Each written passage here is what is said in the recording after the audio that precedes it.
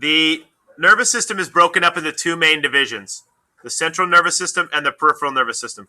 The central nervous system, guys, brain and spinal cord. The peripheral nervous system are all the nerves that branch off.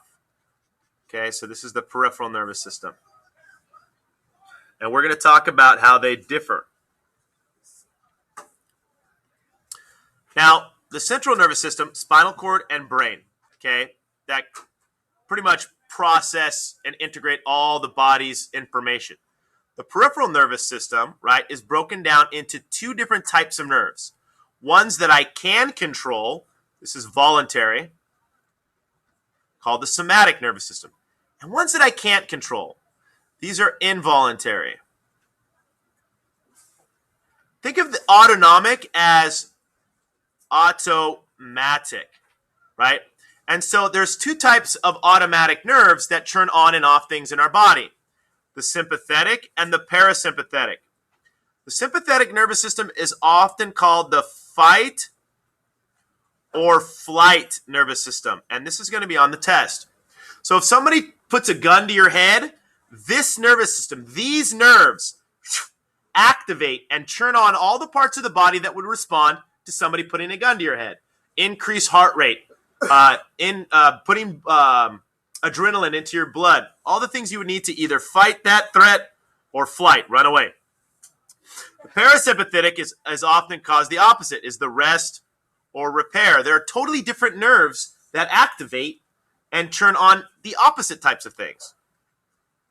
This is like your digestion. When you're sleeping, it kind of turns on your digestive system. You're just kind of breaking down food and absorbing it.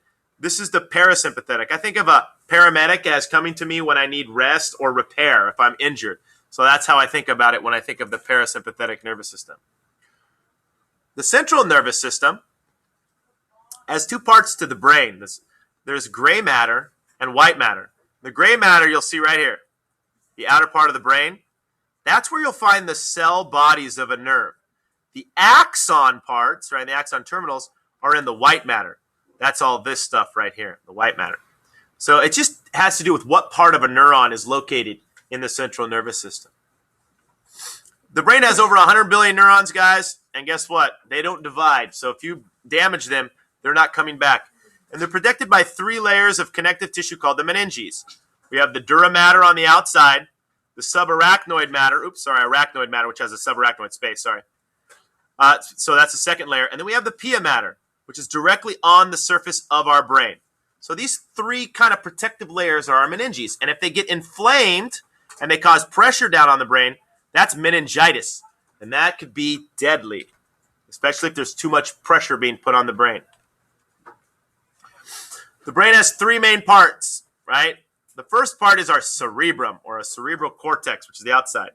And that's this part right here, cerebrum. It's highly developed in mammals like us, right?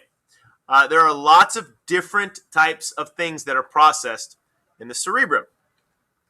Second part, let's talk a little bit more about the cerebrum. It has right and left hemispheres. The right part of your body sends information to the left hemisphere. The left part of your body sends information to the right hemisphere. And the outer part is called the cortex, and we'll talk a little bit more about that in a second. But it has these four lobes: parietal lobe, frontal lobe, occipital lobe, and temporal lobe. And each lobe kind of has different jobs. If you look at it, the frontal lobe, this is where your eyes and your nose would be, right? This is the front. This would be the anterior. This is the posterior over here. The back part, the occipital lobe, is where you control vision. Right, so if you get smacked in the back of the head, you might see stars. Right? Right here in the parietal lobe is our primary sensory cortex. So if I poke right here with a needle that has an electrode to it, or an anode, you might feel like somebody's poking your shoulder. But this is the primary motor cortex in the frontal lobe. If I take a needle and put it in your brain and stimulate that portion, instead of feeling somebody poking your shoulder would move. So this portion controls movement, where this portion controls sensory. Your prefrontal area right here, there's a lot of abstract thinking, rational thought, processing of information. This is highly developed in humans and other advanced primates. This is motor speech, being able to actually formulate words. Okay. A lot of our auditory association, like right here in the temporal lobe, this is where we have to deal with hearing. This is the taste area right here. So I could literally have damage to this part of the brain and affect my ability to taste. Lesions and tumors in this part of the brain, and I would have impact on my vision. So the brain is very much like a map where it's all hardwired to the parts of the body it controls. One of the coolest things, I think, is that, like I said before, the motor cortex and the sensory cortex. Let's first talk about the motor cortex, this one on the front. If I take a needle, like I said, and poked right here, right here, it would affect facial expressions or the mouth, though that part of the brain is connected to the mouth. But if I go a little further back and I stimulate it right there, your leg would move. Okay, or right here, your trunk would move, or your arm would move, or your forearm. It's like a map. But what's cool is the back part, more towards the back, more posterior, is all sensory neurons. And so if I put an anode and stimulate right there, you would feel something in your trunk, feel something in your forearm, right? Feel something. Notice what parts of the body have a lot of neurons associated with it. Your hands, your lips, because they have your tongue, they have lots of sensory neurons, okay? Now, the second part of the brain, because we just got done talking about the cerebellum, the cerebrum, is your cerebellum, this part right here. This controls movements. If you get whacked in the back of the head towards the base of it, like in those old action movies where they use like the base of a gun, this would affect your balance, right? You could fall. Okay, that's the part of the brain that controls that. The brainstem is the most important, guys. You can literally take chunks of brain out and you would survive. You could damage the cerebellum, you would survive. But the brainstem is the oldest, the first to evolve. And it has all of the important things required for life. Breathing, heartbeat. You cannot damage the brainstem, you would die. Okay, it's the earliest form of our nervous system as we look through the evolution of animals.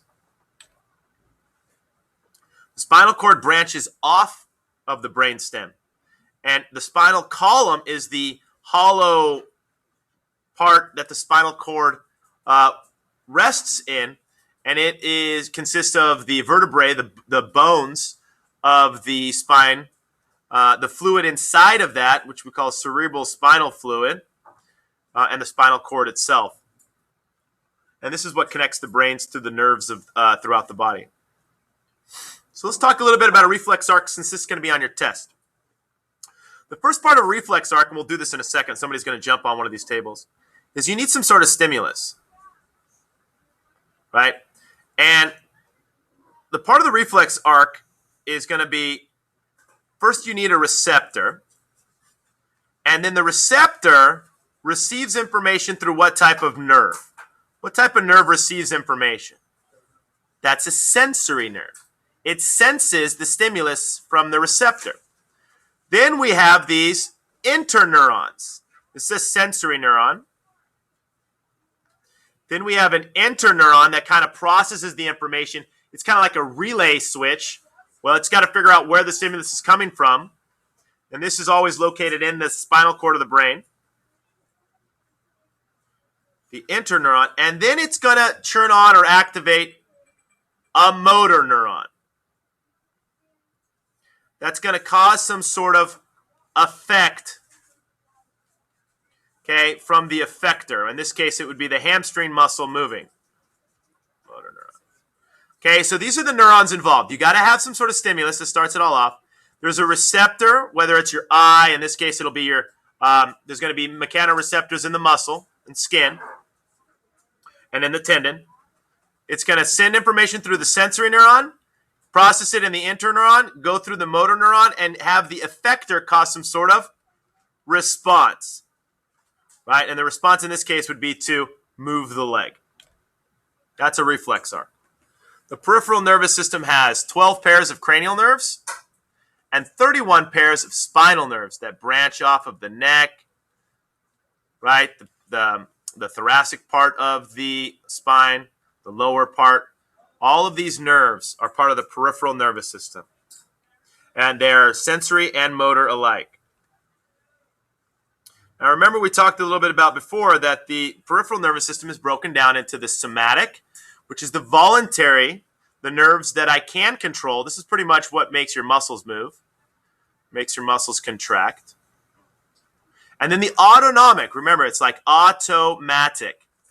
This is when your pupils dilate, your heart beats, your breath rate, things that you cannot control.